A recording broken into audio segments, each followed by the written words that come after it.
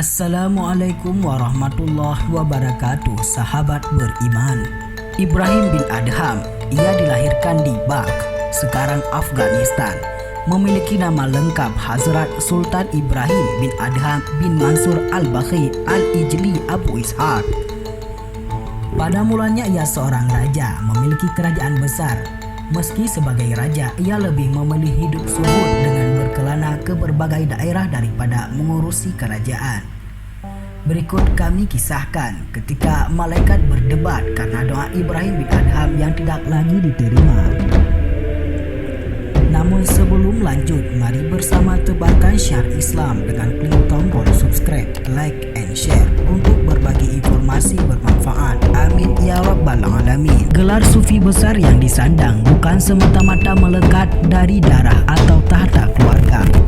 Terdapat banyak cerita yang menyudahi perdebatan kita soal gelar kesufian beliau. Seperti ketika Ibrahim mendapati seorang yang sedang mencari seekor unta di atas genteng tempat ia tidur. Ibrahim sempat menghardik orang tersebut sebagai orang bodoh. Namun orang itu balik menjawab pernyataan Ibrahim, "Apakah kamu menjadi Tuhan dengan pakaian sutra dan tertidur di atas sofa emas?" Ungkap itu seketika meneror pikiran Ibrahim hingga membuatnya tidak bisa tidur. Selain cerita itu, ada beberapa cerita lain yang sangat menggugah iman kita, sepertinya akan saya ceritakan berikut ini. Selepas menunaikan ibadah haji, Ibrahim ingin melanjutkan perjalanannya ke Masjidil Al-Aqsa. Ketika di sebuah perjalanan ke Yerusalem, ia mampir ke pasar dekat Masjidil Haram untuk membeli kurma di pedagang tua yang nantinya dipakai bekal di perjalanan. Kurma yang selesai ditimba lalu dimasukkan ke keranjang Ibrahim. Setelah dirasa semua kurma sudah masuk di keranjang, Ibrahim melihat satu kurma tercecer persis di bawah timbangan. Ia mengira satu biji itu bagian dari kurma yang ia beli. Segera ia pungut dan memakannya. Setelah melahap, ia berangkat menuju Masjid Al-Aqsa.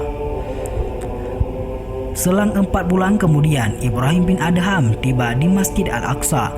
Ia memilih ruangan di bawah kubah sakra sebagai tempat favorit beribadah. Ia solat, membaca Al-Quran, bermunajat dengan khusyuk di sela-sela ketika ia beribadah. Telinganya menangkap suara 2 malaikat bercakap tentang dirinya. Itu dia Ibrahim bin Adham, seorang ahli ibadah, zuhud dan warang yang doanya selalu dikabulkan oleh Allah Subhanahu Ta'ala, ujar satu malaikat. Tetapi sekarang tidak, doanya tertolak sebab 4 bulan yang lalu ia memakan sebutir kurma di meja seorang pedagang tua yang bukan haknya, jawab malaikat yang lain. Mendengar bisikan itu, seketika Ibrahim terkejut dan terhenyak. Ia teringat 4 bulan yang lalu sebelum berangkat menuju Yerusalem, ia mampir membeli sekilo kurma di pasar dekat Masjidil Haram. Merasa ada yang janggal di hati dan pikirannya, ia bangkit mengemasi barang-barangnya dan pergi kembali ke Mekah untuk mencari pedagang kurma dan meminta keikhlasan sebutir kurma. Jihad mencari ridho kurma. Sesampainya di Mekah, di tempat pedagang tua berjualan dulu, yang ditemui bukanlah orang tua yang dulu berjualan, melainkan seorang pemuda belia. Ibrahim yang sedang berkemulut hatinya dan sedang digelujuti keheranan pun bertanya, 4 bulan yang lalu saya membeli kurma di sini kepada seorang pedagang tua. Sekarang di mana dia? Itu bapak saya, Syekh. Dia meninggal sebulan yang lalu, keluh pemuda tersebut. Innalillahi wa inna ilaihi raji'un. Saya turut berduka cita atas kematian bapakmu, wahai pemuda.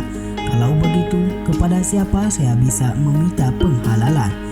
Ibrahim kemudian menceritakan detail peristiwa yang dialaminya, sedangkan anak muda mendengarkan dengan seksama.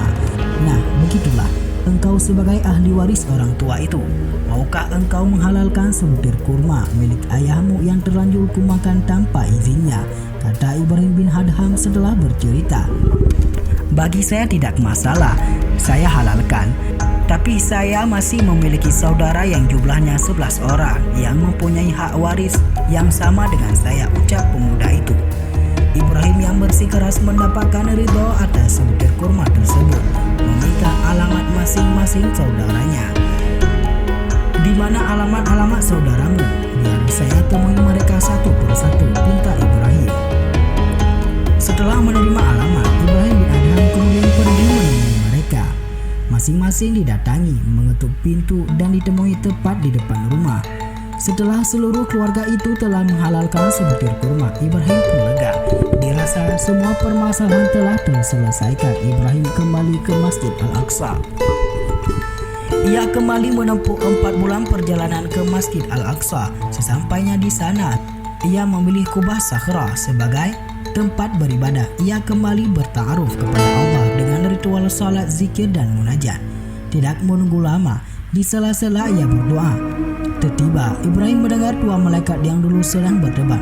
Itulah Ibrahim bin Adham yang doanya tertolak gara-gara makan sebutir kurma milik orang lain, kata malaikat. Oh tidak, sekarang doanya sudah kembali makbul. Ia telah mendapatkan penghalalan dari ahli waris pemilik kurma itu. Diri dan jiwa Ibrahim kini telah bersih kembali dari kotoran sebutir kurma yang haram karena masih milik orang lain. Sekarang ia sudah bebas. Terang malaikat yang satunya lagi. Wallahu a'lam. Yang baik datangnya dari Allah dan segala khilaf mohon dimaafkan. Mari membangun channel Hidayah Official dengan klik tombol subscribe, like, and share untuk berbagi informasi bermanfaat. Amin ya rabbal alamin. Wassalamualaikum